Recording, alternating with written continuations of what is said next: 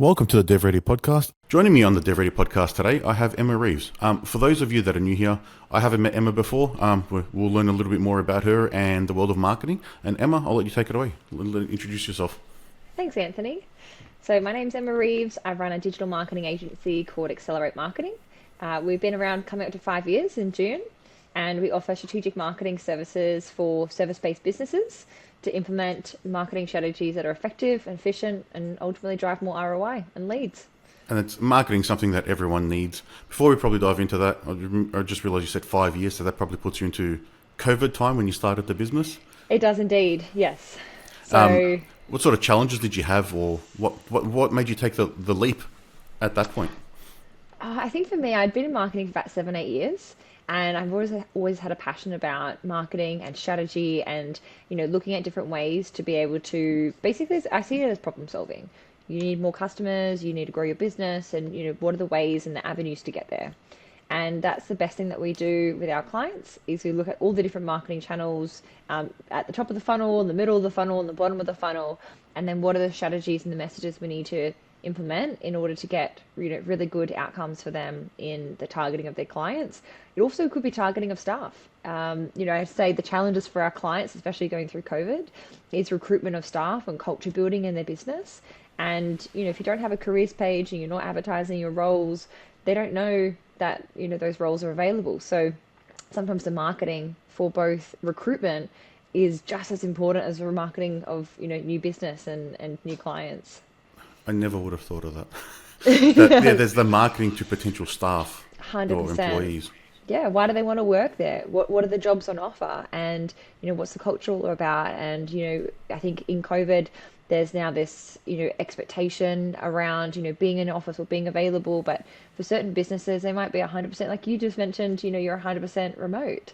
So if they're advertising that and marketing that to potential candidates, then they're going to get potentially the type of candidate that they're looking for. Yeah, and then that's having that strategy and an alignment in place to get the right people through the door, which is the same approach for your customers, I'm guessing, as well. Yes, then they have better retention, then they offer a better service and a better product, then they get better clients. Yep. So it's all interlinked. It is, because if you have staff that take pride in what they do and want to be where they work, they'll do a better job, and then that'll translate into more work, better relationships with clients, which will ultimately grow your business. Yeah. Yeah, so what made you take the leap from, I'm guessing it was probably a corporate life, into your own startup? It was. Yeah, so I worked at a online comparison website called Rate City back in the day. I worked there for about 3-4 years, and it was what you call affiliate marketing. So it was working with the banks or working with the media agencies that represent those banks to be able to drive leads for these businesses and inquiries for loan products or credit cards or savings accounts. And at the time I was working there, all the rates are going down. So it was a really great time for comparison sites.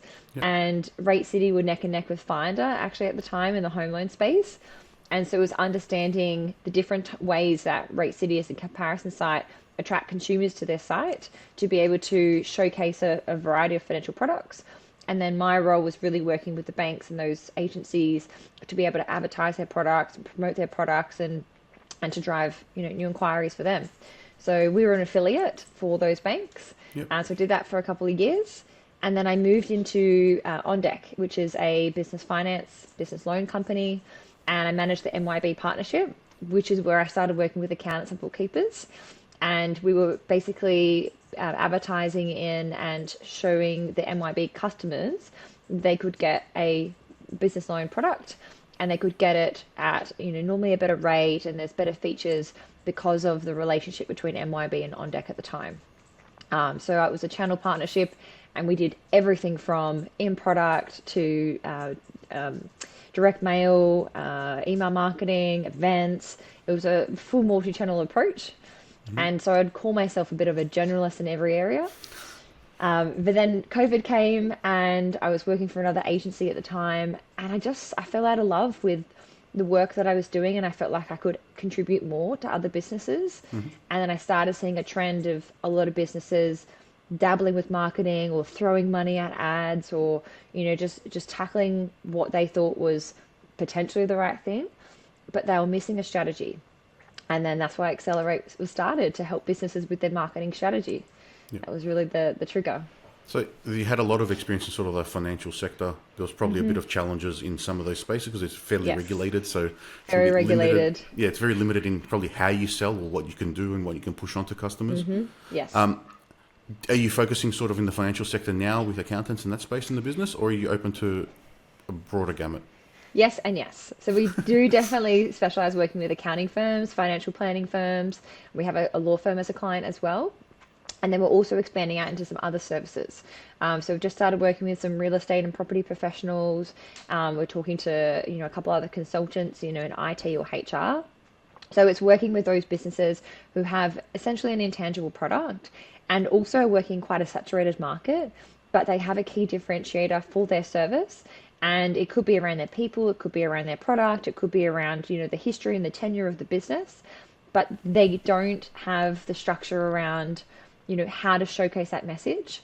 I think, a big push is around video, and a lot of the directors that we work with are apprehensive to being on video and being on podcasts. They'll go to a networking lunch 4 days a week and, be able to talk to anyone, Yep. but then put them in front of a camera. And, there's this real piece that we're just trying to help coach our clients through because they're the ones who are best to deliver the message in most of the cases.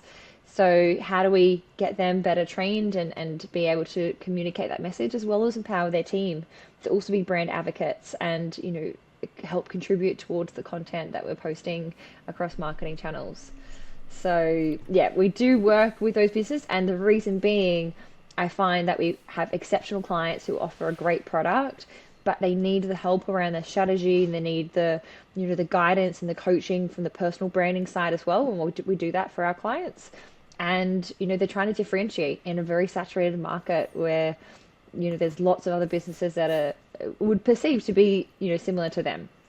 Yeah, and having that professionalism across those sort of businesses probably has a bit of similarity in how you need to present, and probably keeps you in a consistent frame when you're trying to create content or strategies for them, because they're going to be fairly similar. Yes.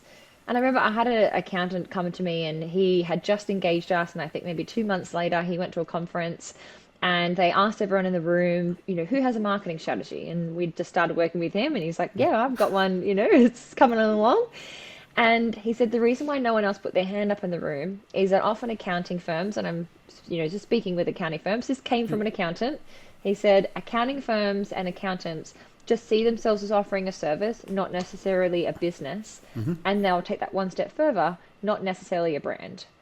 Okay. So it's trying to get them to identify and acknowledge you've built a business. It's something that you can sell, it's something you can pass on, it's something you can get equity into. And ultimately, it's also a brand. But they are the face of that brand, and people are buying into people, especially in that line of work. So it's getting them along that journey. And again, that's why we work with those clients so well, is that, we're opening their eyes to, you have a brand, just you have a logo, but you've also built this incredible business and team, and your brand stands for something. Yeah, and it's probably a tricky thing for them to think of that in that space, because it's more of a traditional market, the accounting. And then if you're looking at personal tax, a lot of that is what's the best tax return, how do I save the most tax, rather than on the business side, where your decisions will actually have a huge impact on the implications of those end customers. There's probably two very different target messages you have to have there. 100%. Yeah. So just before that, you touched on sort of, as the COVID rise started and everyone started going digital, just throwing money at ads. And then you touched on the funnel. We'll probably talk to both of those. I'm not sure if everyone understands the different stages of the funnel. Yeah, sure. Why is throwing money at ads before having a strategy a bad idea? Because I know that everyone thinks that's just the solution to getting leads. It is the worst idea. It is the worst idea, especially for a service-based business. You have to create a foundation. It's like going on a first date and asking just someone to marry you. Where's the reputation? Where's the rapport builder? They don't know you, and then you're asking the wrong person. You need to identify very, very clearly, and this is like marketing 101. Who is your customer? I mean, how do they dress? How much money do they have? How many kids do they have? Where do they live? It's not just they run a business or their business turns over this. What are the psychographics, the demographics? What are the motivators? What are some of the challenges that person goes through? And And also what's really important in sales and marketing is your persona who you want to work with is that the decision maker in order to get the sale. So, who's your target customer? And then also who is the person who's going to make the decision around buying that product or that service? And the reason why ads don't work is because you might be targeting the customer, but they're not the decision maker. And when it comes to marketing, there's so many different channels you can operate. So you've got your social media, you've got your email marketing, your events, your partnerships, your website, SEO, and people tend to go for the channel which is either the easiest or the cheapest one to run, but they also don't realize the cost of doing it wrong.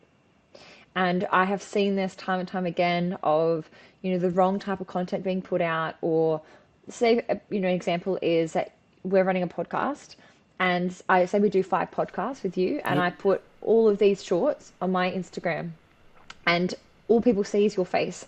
People will then think when they call Accelerate Marketing, they're going to get Anthony, not Emma. Yep. So the type of repetition of content that you put out is so important in order to build that reputation and that image of your business and what you do and who you are. So that's why if you run to ads and you don't know who you're targeting and you don't know who your message is, and then you don't have basically your house in order, so your website doesn't perform well, your social media profile is inconsistent, you've got negative Google reviews you haven't attended to and responded to, then the ads aren't going to work. And they're not going to be a sustainable long-term marketing channel for you to run.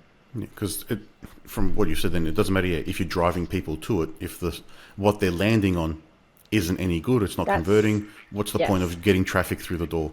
Yes. And I've just spent the last 2 days in an intensive sales boot camp. And I can tell you the most successful people in the room still don't have a follow-up process after they get those people through the door. They might be getting 200 leads a month and then they just send them the information pack. Like, please pick us. They're not presenting their proposal. They don't have the key decision makers in the room. They're not setting a meeting for the next meeting before they leave that. And so, we're going into a little bit of sales now, but that process, again, if you're doing everything top of funnel and you've picked ads and you're like, we've got 200 leads a month, we're winning, but then you have no process, no strong branding, no follow-up, then you are 100% just wasting money. So it's the whole funnel you need to look at, but most importantly, where it starts, the number one place it needs to start for marketing is who is your target customer, but the next level is who is the target customer that's going to make the decision. Yep. Yeah, that makes the biggest difference. So from our end, we work with a lot of, mostly B2B. So when we go in the corporate space, we're not talking with the key decision maker initially. We have to deal with a person lower down in the organization. He then has to be sold. He then has to take that information and then upsell it. And then eventually we may get to the right person in the room. But on a smaller business, you can talk to the decision maker straight away. But you need to have, like you mentioned, build that rapport, have relationship, have enough evidence behind you before you get to that point potentially as well. So then they can understand, all right, I can actually get along with these people, because that could be the first gate of them seeing your content is like, I don't like the way this person talks, or I don't appreciate the message or how they approach things. So you can filter people out before you get there to get to the right person and try and get a better quality lead as well. Yeah. And you've nailed it in terms of that conversation and that that initial pitch that you've got to maybe someone lower down, but that's the entry point and the way in. That's fine, that's great. But how quickly can you get to that person you need to talk to? But ultimately, the way you're talking to that initial contact versus the decision maker, you're definitely trying to evoke almost a different feeling. So your product or service is solving a problem, but it's also evoking a feeling. For marketing, people want to create a business that's sustainable. So often that comes with having a sustainable lead flow and a sustainable pipeline. In terms of staff and recruitment, it also means knowing they've got some assurance around staff, staying in the business and performing well, which again, marketing can assist with. And so when we talk to clients, prospective clients, we talk about the end result after someone's engaged us. Our directors that we work with, they on average get, 3 to 4 hours back a week. How can you spend that in your business? We create a pipeline of leads for you. You're guaranteed almost, new business in 4 to 5 months time, all of these things and these certainties, but it's a feeling. We invoke this feeling of confidence and trust and security, which is the end result they want to feel. So when you're marketing to 2 different people, if you say to the entry point person, the business is going to be more sustainable working with us in the next 2 to 3 years. It's the wrong message and conversation to have with them, which is again why that funnel is so important. You can't just give the one message to the one person at the one time. You have to have different types of marketing touch points and communications all the way through that buying process until you get that end result. Yeah, because if you get the wrong message from the wrong person, it's not going to resonate. They won't understand it, like you mentioned. Yeah, they don't care that they get 3-4 hours back. They're like, I get paid the same wage. How does that help Makes no an difference. employee? It helps a business owner. It means you can walk the dog in the morning. It means you can get, go to breakfast with that friend that you need to, or go to that, business lunch. It has a different meaning for the different person in the business. And for those businesses that you work with who are just throwing money at ads because that's what they think is the right way to do it, we don't work with them because we don't throw. But we do. Oh, but they're probably doing that, and then they try it, and then they realize something's not working. Then they may reach out. Sometimes, yes. Okay. Yeah, we try to get them earlier in the process where they're talking about it. Even there's an accountant that we work with, and he wants to launch a new program, and we helped him reword the naming of the program, and it's all about unlocking your profit as a business, and he wanted to maybe run some ads to it, but he is better off working with his existing clientele at the moment to upsell his existing clients onto this program than going for cold leads. And so again, what's the product, who's the audience, and then what are the channels and strategies you need to implement in order to get an initial outcome. Once you've tested the project and run a pilot, open it up, run ads. But if you're spending $5,000 to a cold audience who don't know your brand or know your business, then it's not necessarily going to be effective. Yeah, it's definitely easier to sell to a warmer lead or an existing client and upsell them than get a new one. Yeah. So what I was going to ask about the sort of advertising was, if they are approaching advertising and they're doing, say, Google ads or Facebook Meta ads, they're probably two very different kinds of ads. From my understanding, Meta is top of funnel, Google is bottom of funnel, because you've got people who already know what they're looking for. Yes. Yeah, look, on Google, you're searching for something. You're searching for advice on a particular topic. Like, let's use real estate, for example. I'm searching on where are the best suburbs to buy, or I'm searching for a mortgage broker, or, I want to calculate, maybe what my borrowing capacity is. People are searching for something, so they're either wanting information or like best cafe to go to in Sydney open now. They want to take an action. And so when you're looking and advertising on Google, if your business is, providing education on a particular topic and it's providing insight, then that is a way in to get that person familiarized with your business, but they might not be ready to make a decision at that point in time. Whereas on Facebook and Meta, you're getting a different quality of audience. You're definitely getting a lower, average employment salary client. YouTube is actually the best platform to be on in terms of like annual salary. It's on average 90K a year. Oh, So wow. if you want, a high quality caliber client, YouTube is actually the kind of number one top trending platform to be on. But we're going back to, Meta and Instagram and Facebook. You have the option to have a form there. So, you have the option to basically, maybe create more of a pipeline and like a booking system and a meeting. So you're not just getting a lead or a qualified lead, you're actually potentially getting an appointment. So it really depends on your product and service, but knowing the different levels of intent people have on different platforms.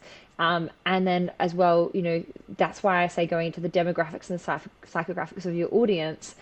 If they're on Facebook or Instagram, they could be at their kid's concert, they could be sitting there watching TV and on Instagram. So you're getting people at different times of day and for different motivating reasons.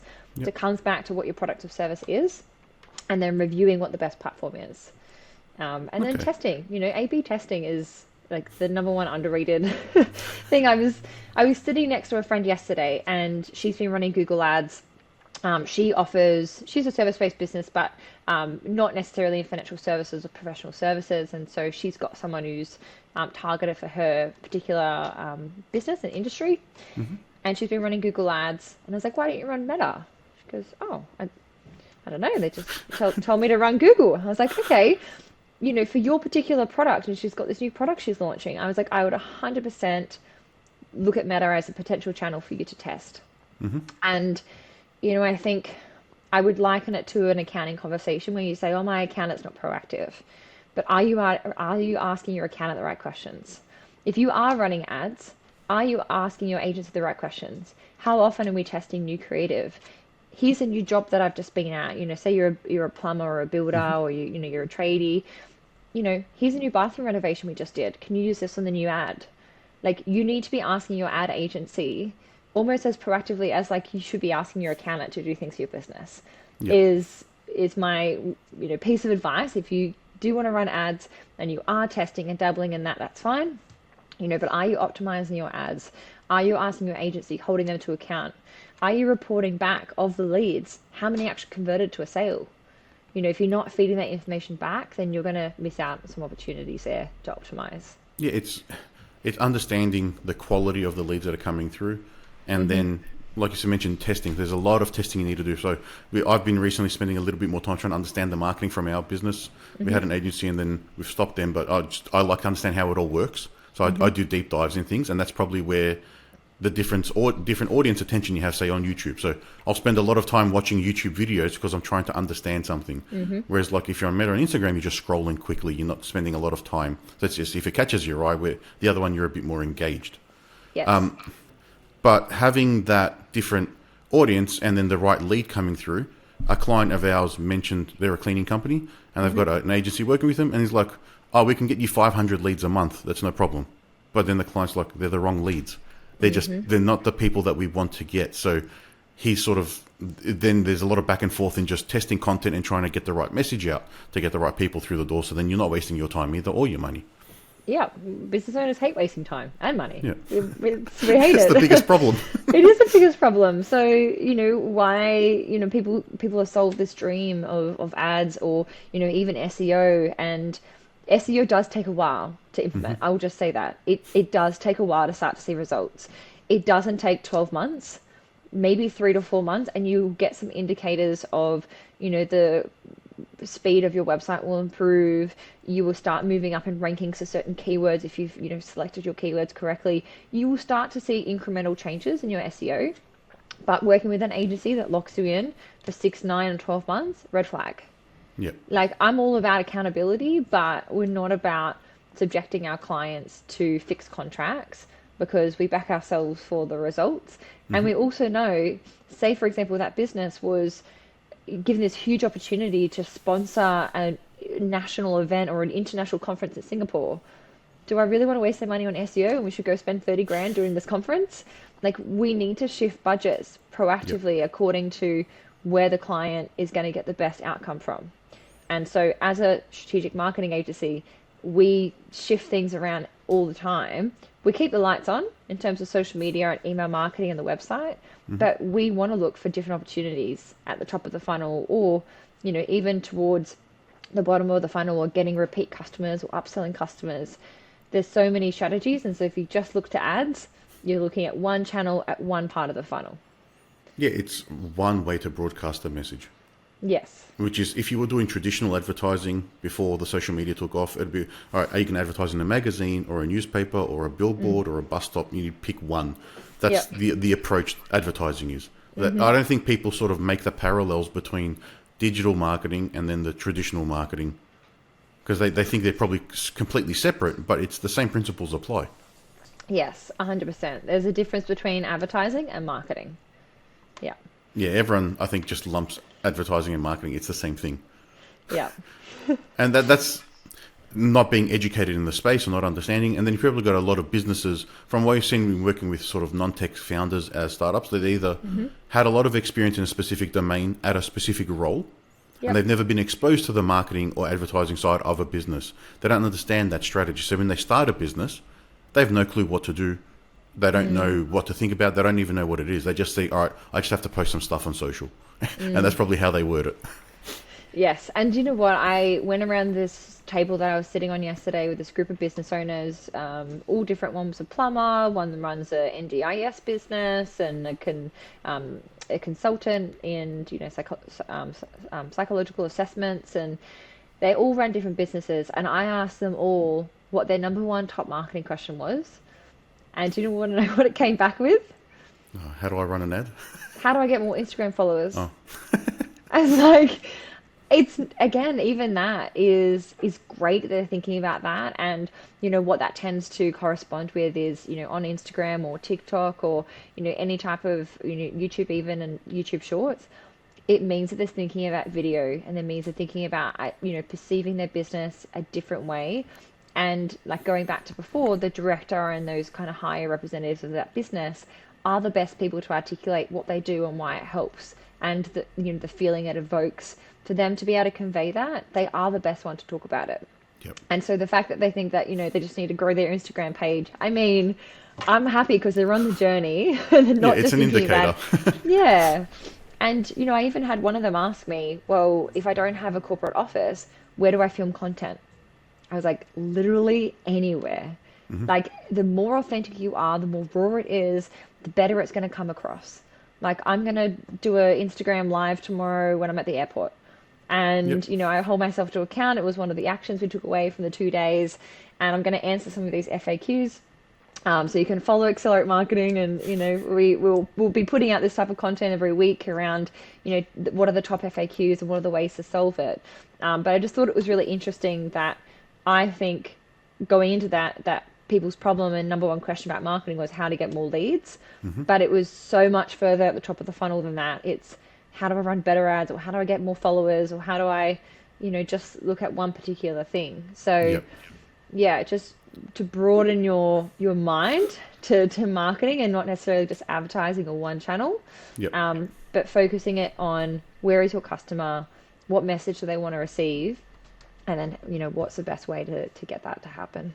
I think that probably the other positive to think about is that they're thinking about the larger the audience they have on that platform, Yes. the more people that will see whatever they're promoting. So Yes. it will eventually lead to more leads if they can grow that. But they have to put out the good content. Yes, and good content, but again, where's their funnel?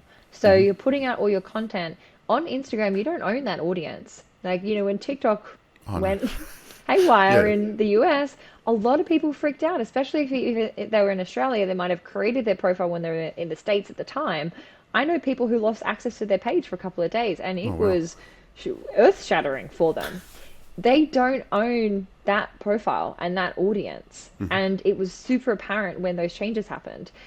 Email marketing, you own. Your CRM, you own, you manage. And so on Instagram, the number one piece of advice I can give you is convert that view or convert that comment to a customer as quick as you possibly can.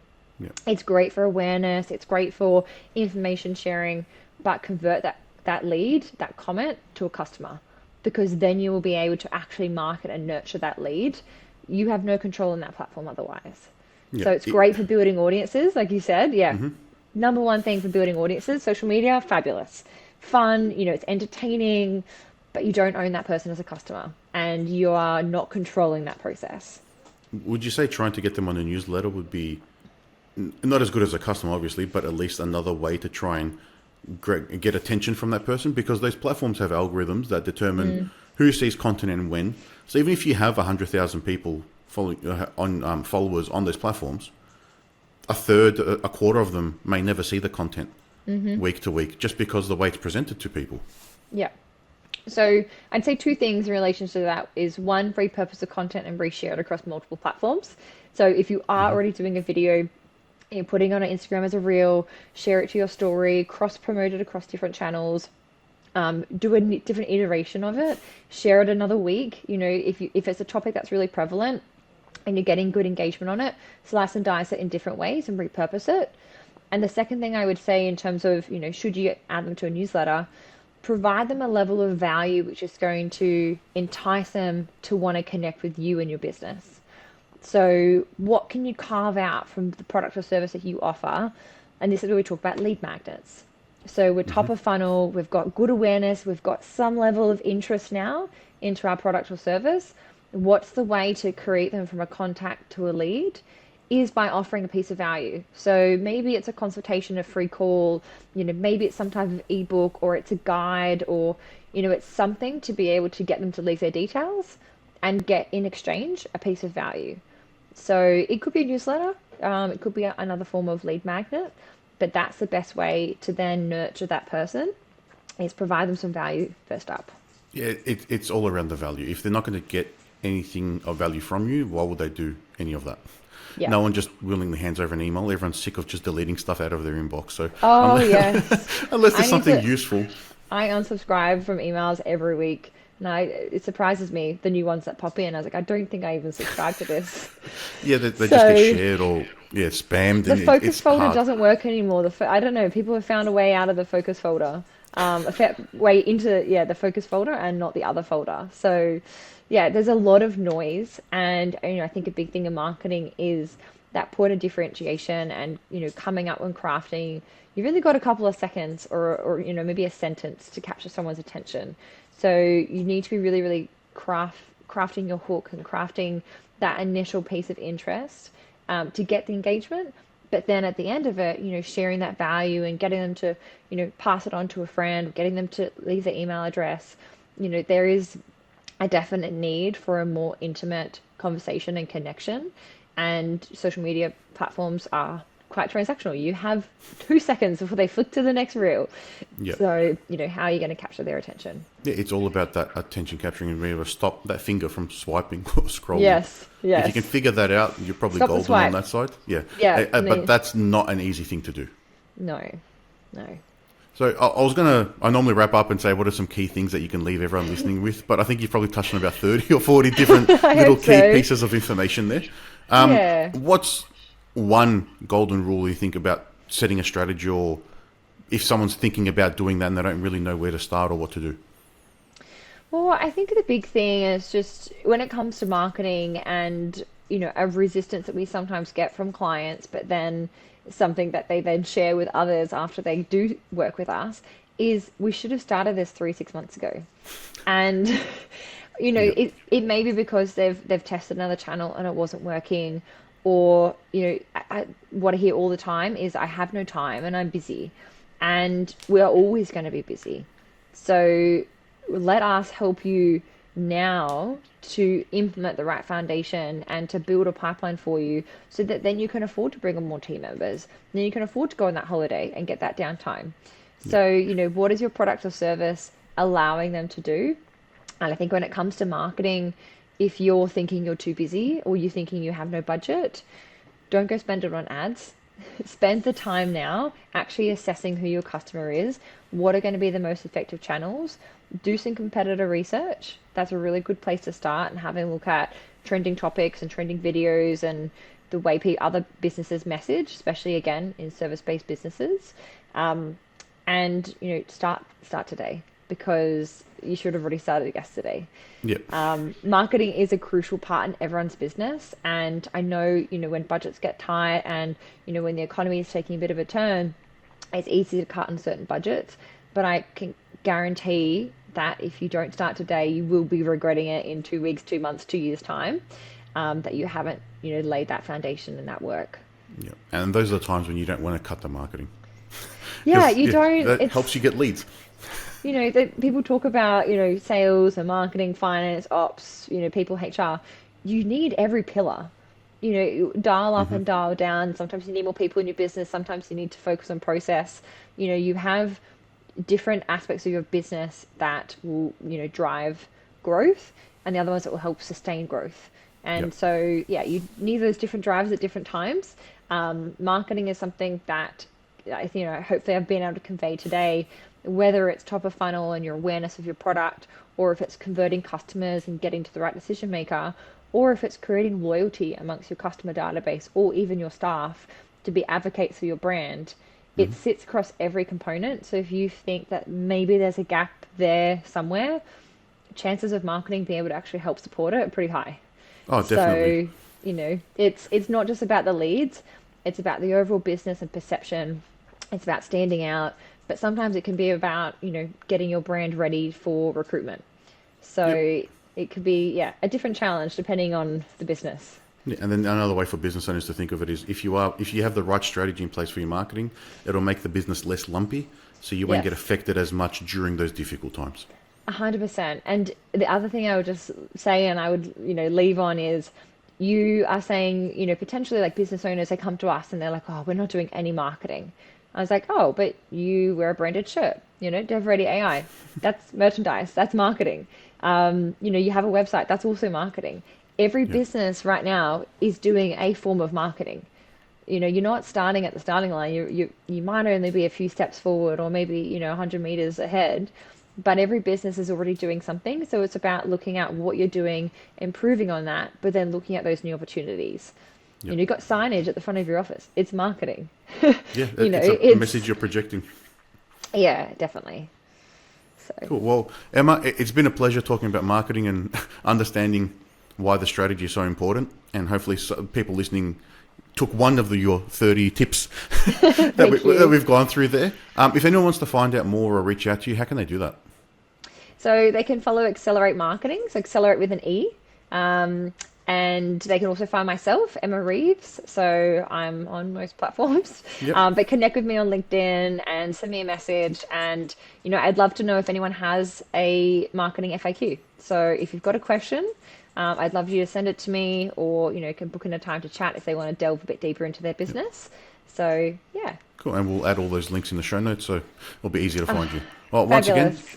once again, thank you for taking the time to have a chat with me today. Good luck at the airport with your live tomorrow. Enjoy your trip. Thanks, Anthony. Nice to chat to you. Thank you. Bye.